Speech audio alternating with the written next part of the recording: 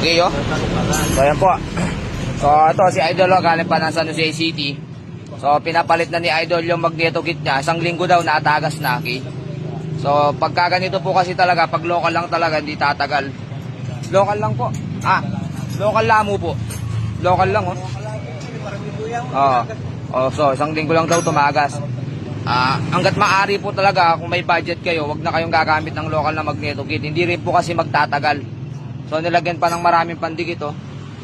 So, itong tagip ng magneto, lagyan mo maraming pandikit yan, tutulo pa rin yan kasi may kanal dito. May exit yung langis pag tumulo. So, marami lang tignan, no, napakatagal linisin.